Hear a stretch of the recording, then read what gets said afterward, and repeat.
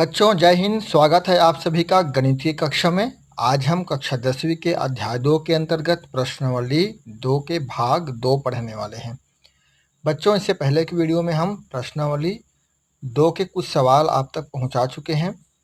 साथ ही साथ हम इसके कुछ प्रथम चरण में जो चीज़ जानना चाहिए वो बातें भी हम कर चुके हैं। तो चलिए हम प्रश्नावली 2 के कुछ और सवालों को इस वीडियो के अंतर्गत हम हल करने वाले हैं। ध्यान से देखिएगा।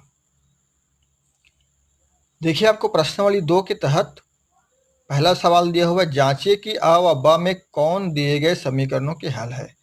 तो यहाँ पर जो आ में दिया हुआ है x बराबर 2 y बराबर 5, ब में दिया हुआ है x बराबर ऋण 1 y बराबर 3। अब x बराबर 2 y बराबर 5 रख के हमको इस समीकरण को चेक करना है कि कौन से जो हल है x बराबर 2 y बराबर 5 हल इस समीकरण 1 के लिए फिट बैठता है या फिर हल ब सही है। तो इसको हम पहला वीडियो में थोड़ा सा बता भी चुके हैं आपको। दूसरा सवाल भी इसी के जैसा ही बनने वाला है, इसलिए हम इसमें का एक उदाहरण देखेंगे और तीसरे सवाल का भी हम पहला आपको बता चुके हैं। आगे के एक सवाल तीसरा हम यहाँ पर बताएंगे।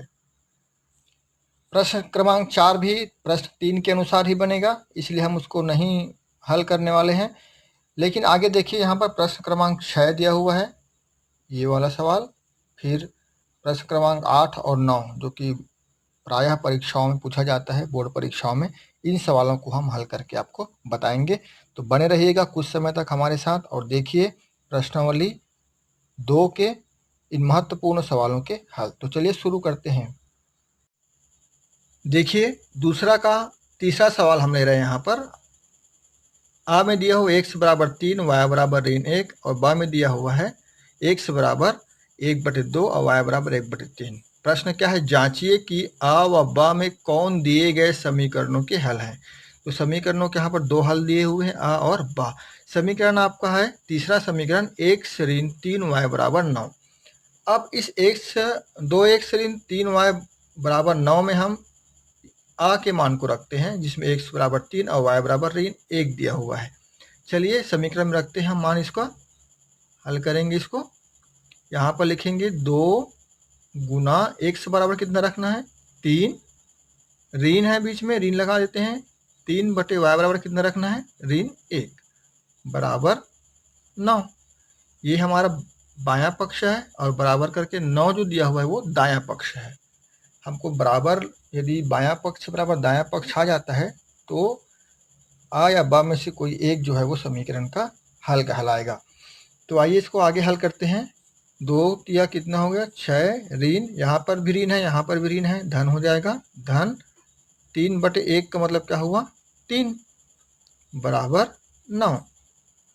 अब देखिए इसको हल करते हैं आगे एक स्टेप और, तो ये हो जाएगा 9 बराबर 9। इन दोनों को जोड़ेंगे तो 9 आएगा, 9 बराबर 9।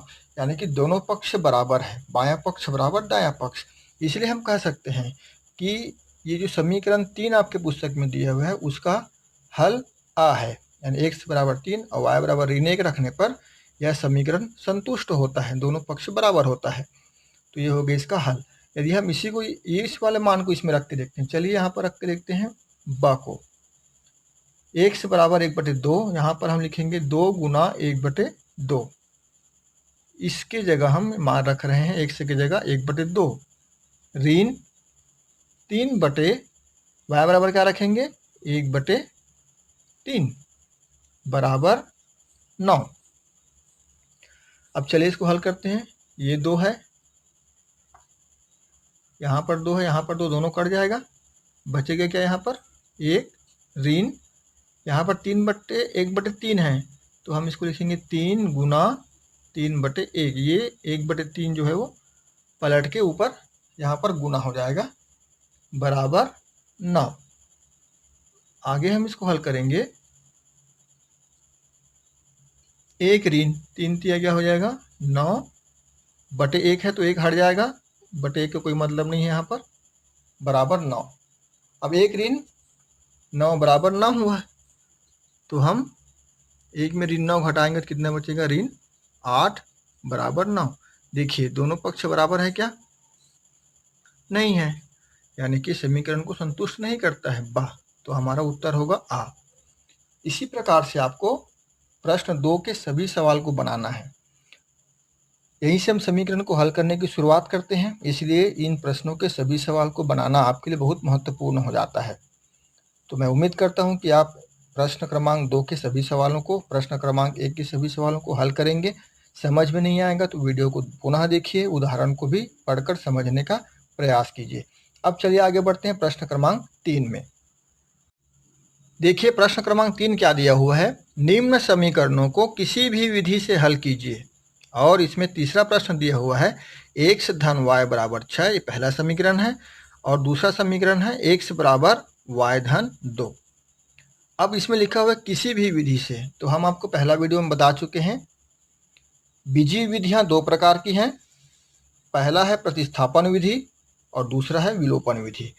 तो पहला वीडियो में हम इस प्रश्न क्रमांक 3 के पहला सवाल को दोनों विधियों से हल करके आपको बता चुके हैं, इसलिए हम यहाँ पर प्रतिस्थापन विधि का उपयोग करने वाले हैं, विलोपन विधि का उपयोग करने वाले हैं, क्योंकि विलोपन विधि जो है वो मुझे खासकर ऐसे समीकरणों को हल करने में सुविधाजनक लगता है। हो सकता है आपको पहला विधि अच्छा लगे या आपको दूसरा विधि भी अच्छा लग सकता है। तो हम अभी यहाँ पर विलोपन विधि का प्रयोग करने जा रहे हैं। चलिए देखिए कैसे हल करेंगे।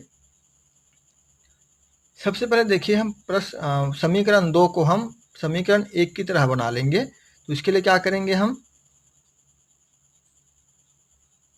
x बराबर y धन 2 है, तो हम x ऋण y बराबर 2 लिख लेंगे। ये हो गया समीकरण 3।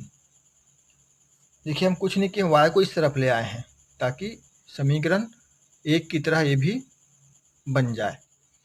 अब हमारे पास 2 समीकरण हो गया जिसको हम हल करेंगे, पहला और तीसरा। तो चलिए इसको एक साथ लिख लेते हैं। यहाँ पर x धन y बराबर 6 और x ऋण y बराबर 2। अब इन दोनों समीकरणों को ध्यान से देखिए, हम स्थापित करने वाले हैं x को। देखिए x के दोनों जो चर है, यहाँ पर x यहाँ पर भी है, x यहाँ पर भी है, दोनों समान पद है, दोनों के गुणांक में 1 है, यहाँ पर भी 1 है, यहाँ पर भी 1 है। तब हम इसको आसानी से हटा सकते हैं। आप कहेंगे y भी 1 है, लेकिन यहाँ पर देखिए y में धन है, यहाँ पर ऋण है। जब तक दोनों चिन्ह समान न हो जाए तब तक प्रतिस्थापन का विलोपन करना मुश्किल होता है, मतलब नहीं कर सकते हैं। जब तक दोनों चिन्ह समान हैं तभी हम विलोपन विधि का प्रयोग कर सकते हैं। तो हम यहाँ पर दोनों चिन्ह समान हैं, तब क्या करेंगे, घटाएंगे, इसको ऋण करेंगे, इसको धन करेंगे और यहाँ पर भी ऋण हो जाएगा। हम समीकरण 3 को किससे गुना किए हैं, ऋण 1 से गुना किए। यहाँ पर भी ऋण आ गया धन की जगह, यहाँ पर ऋण की जगह धन आ गया और यहाँ पर धन की जगह ऋण आ गया। अब देखिए ये दोनों समान हैं, दोनों क्या हो जाएगा, कट जाएगा। अब बचा क्या, यहाँ पर 2y 1y और यहाँ पर 1y, दोनों जुड़ गया, 2y हो गया बराबर 6 में 2 घटा, कितना बचा 4। 2y बराबर कितना आया, उत्तर हमारा 4। तो y बराबर कितना आएगा, y बराबर हो जाएगा 4/2 या फिर y बराबर 2। तो y का मान हम निकाल लिए और y का मान हम दोनों समीकरणों में से किसी भी एक समीकरण में रख सकते हैं। हमारे लिए सुविधाजनक होगी ये वाला समीकरण, दूसरा समीकरण जिसमें हम y का मान रख के आसानी से निकाल सकते हैं। तो हम यहाँ पर लिखेंगे y का मान समीकरण 2 में रखने पर, आप लिखिएगा उसको पूरा, y का मान समीकरण 2 में रखने पर करके, और हम समीकरण 2 में रखेंगे। समीकरण 2 क्या है, x बराबर y धन 2, यहाँ पर मान रख देते हैं। x बराबर y का मान कितना है, 2 धन 2, इसलिए x बराबर हो जाएगा 4। तो आप देख रहे हैं x का मान कितना आया, यहाँ पर 4 आया और यहाँ पर y का मान कितना आया, 2। दोनों का मान अलग अलग आया है, इसलिए इस समीकरण का एक अद्वितीय हल है, ऐसा हम कहते हैं। जब दोनों चर का मान समीकरण को हल करने के बाद, समीकरण निकाय को हल करने के बाद अलग अलग मान आता है, तब हम उसको अद्वितीय हल कहते हैं। अद्वितीय हल कहने का मतलब है, ग्राफ में जब बताया था मैं आपको, तो उस समय दोनों जो रेखाएं हैं एक दूसरे को प्रतिच्छेद करेगी। इस प्रकार के समीकरण में रेखाएं एक दूसरे को इस तरह प्रतिच्छेद करती हैं, ऐसे। यहाँ पर कोई बिंदु रहेगा, कौन कौन से बिंदु मिला हमको, x बराबर 4 y बराबर 2। तो 4 और 2 ये निर्देशांक बिंदु पर यहाँ पर ऐसे यदि ग्राफ बने यहाँ पर तो ये 4 और 2 बिंदु पर प्रतिच्छेद करती है। जब ऐसा होता है प्रतिच्छेद करती है दोनों रेखाएं, तब उसको अद्वितीय हल कहते हैं। हालांकि इसमें अभी इस प्रश्न में आपको ऐसा पूछा नहीं गया है, लेकिन हम यहाँ पर क्लियर कर देना चाहते हैं आपको कि ये एक अद्वितीय हल है। इस प्रकार से किसी भी विधि का प्रयोग करके आप समीकरण को हल कर सकते हैं। चलिए अब देखते हैं प्रश्न क्रमांक 6। प्रश्न क्रमांक 6 कहता है, एक व्यक्ति के पास कुछ कबूतर व कुछ गायें हैं जिनकी आंखों की कुल संख्या 120 तथा पैरों की कुल संख्या 180 है। बताइए कुल कितनी गायें और कबूतर हैं। बच्चों, इस संबंध में मुझे एक छोटी सी घटना याद आ रही है। जब मैं 8वीं कक्षा में पढ़ता था तो एक बुजुर्ग व्यक्ति ने मुझसे पूछा छत्तीसगढ़ी में, 100 गोड़ 72 आँखी कतका मुर्गी कत कहाँ थी। देखिए बुजुर्गों का सवाल कैसे रहता है। और इस सवाल को मैं बहुत बनाने का प्रयास किया, 8वीं कक्षा में था उस समय, लेकिन मुझसे नहीं बना। और जब मैं 10वीं कक्षा में आया तब उस सवाल का मुझे हल मिला, जो ठीक इसी प्रकार से था। 100 गोड़ 72 आँखी कतका मुर्गी कत कहाँ थी। यहाँ पर कबूतर दिया हुआ है और गाय दिया हुआ है, हाथी और मुर्गी की जगह, लेकिन सवाल ठीक वैसे ही बनेगा। तो चलिए देखते हैं। मैं जो सवाल आपको बताया हूँ अभी, उसको भी आप बनाने का प्रयास कीजिएगा। 100 गोड़ 72 आँखी कतका मुर्गी कत कहाँ थी, ठीक ऐसे ही बनेगा सेम। आइए हम इसको हल करते हैं। माना कि कबूतरों की संख्या बराबर 1 से है, ये हम मान लेते हैं। कबूतर पहले दिया हुआ है यहाँ पर इसलिए। फिर गायों की संख्या बराबर y है। आप z, m, n जो भी मान सकते हैं, लेकिन हम यहाँ पर 1 से मान रहे हैं। तो प्रश्नानुसार समीकरण कैसे बनेगा, देखिए। कबूतरों के कितने आँख होते हैं, 2, और गायों की फिर 2 आँख, इसलिए आँख के लिए समीकरण जो बनेगा वो है 2x धन 2y बराबर कितनी है, 120। देखिए यहाँ पर कबूतरों के भी 2 आँख होते हैं, इसलिए जितनी कबूतर रहेगी उसकी आँखों की संख्या हो जाएगी 2 गुना। गायें भी जितनी रहेंगी, y हम गाय को मान लिए हैं, जितनी गाय रहेंगी उस गायों के 2 गुना ज़्यादा उनकी आँखें होंगी, और दोनों को मिला के कितना होगा, 120। ठीक है। हाँ, अब चलिए दूसरा समीकरण हमारा बनेगा, यहाँ से शुरू होता है। पैरों की कुल संख्या 180 है, तो कबूतर के कितने पैर होंगे, 2। कबूतर के 2 पैर होंगे, इसलिए हम यहाँ 2x लिखेंगे। धन गाय के कितने पैर होंगी, 4, बराबर कितने हैं, 180। ये है हमारा समीकरण 1 और ये है हमारा समीकरण 2। समीकरण बना लिए माने हमारा सवाल बन गया, इसीलिए आपको समीकरण बनाना पहले बताया गया। अब चलिए इसको आगे हल करते हैं। कैसे हल करेंगे, विलोपन विधि से हल करेंगे कि विस्थापन विधि से हल करेंगे, आप विचार कर लीजिए। लेकिन मैं आपको पहले ही बताया हूँ विलोपन विधि मुझे ज़्यादा अच्छा लगता है, इसलिए हम यहाँ पर विलोपन विधि का प्रयोग करने जा रहे हैं। सीधे सीधे देखिए, यहाँ पर दोनों में पहला पद एक समान है, इसलिए हम सीधे सीधे यहाँ पर घटाने के काम करेंगे। घटाने के लिए क्या करेंगे, चिन्ह को बदलेंगे। पूरा नीचे में जितनी संख्या है उसके चिन्ह, यहाँ पर ऋण, यहाँ पर भी ऋण और यहाँ पर भी ऋण हो जाएगा। ठीक है। अब चलिए, ये दोनों पद समान है इसलिए कट जाएगा। यहाँ पर देखिए 2y है, यहाँ पर 4y है, तो उत्तर आएगा ऋण 2y बराबर, यहाँ पर 120 है, नीचे में ऋण 180 है, घटाएंगे तो कितना आएगा, 60। चूंकि ऋण है 180 इसलिए यहाँ पर ऋण। अब देखिए ऋण 2y, इस पक्ष में भी ऋण है, इस पक्ष में भी ऋण है। जब दोनों पक्ष में ऋण हो, दायां पक्ष में भी ऋण हो, बायां पक्ष में भी ऋण हो, तो ऋण हट जाता है और ये बन जाएगा y, 2y बराबर 60। 2y बराबर 60 है, इसलिए y बराबर क्या होगा, 60/2, या y बराबर आ जाएगा 30। y बराबर 30, यानी कि 30 क्या है, y क्या माने हम, गाय, तो हम लिखेंगे यहाँ पर 30 गाय। गायों की संख्या निकल चुकी। अब हम y के मान को समीकरण 1 में भी रख सकते हैं, समीकरण 2 में भी हम रख सकते हैं, लेकिन समीकरण 1 ज़्यादा सुलभ लग रहा है। यहाँ पर 2x 2y बराबर 120 है, इसलिए अब जो सस्ता समीकरण दिखता हो आपको, जिसको हल करने में आसानी हो, वहाँ पर आपको मान रखना है।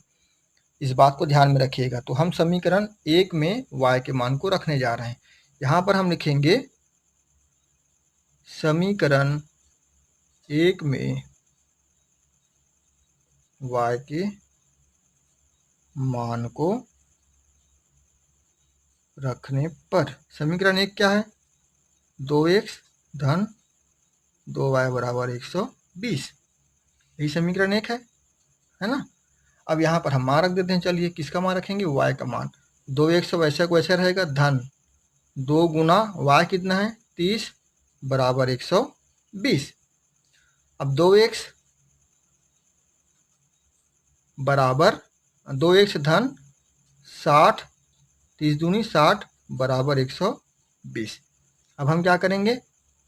2x बराबर 120, 60 को पक्षांतर करेंगे, बाएं पक्ष से दाएं पक्ष हम ले जाएंगे, चिन्ह बदल जाएगा, ये हो जाएगा ऋण 60। ठीक है, यहाँ तक क्लियर है सभी को।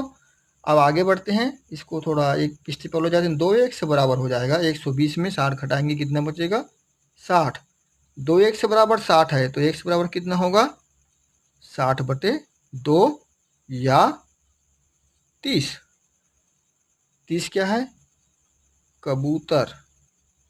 इस प्रकार से आप देख रहे हैं बच्चों, कबूतर की संख्या भी 30 है और गायों की संख्या भी 30 है।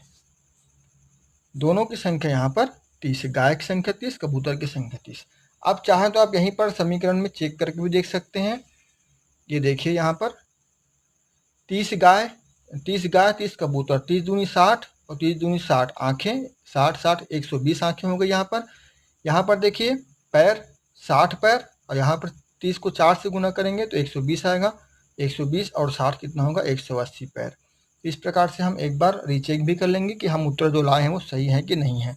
अंत में हम लिखेंगे, अतः उस व्यक्ति के पास 30 कबूतर और कुल 30 गाय हैं। तो ये हमारा पूरा इस सवाल का हल हुआ। ऐसे ही आप जो आपको प्रश्न किया गया छत्तीसगढ़ी में, उसको भी बनाने का प्रयास करेंगे। इसी प्रश्नावली के 2 महत्वपूर्ण प्रश्न क्रमांक 8 और 9 को हम हल करेंगे अगले वीडियो में। तब तक के लिए आप सभी को जय हिंद, नमस्कार।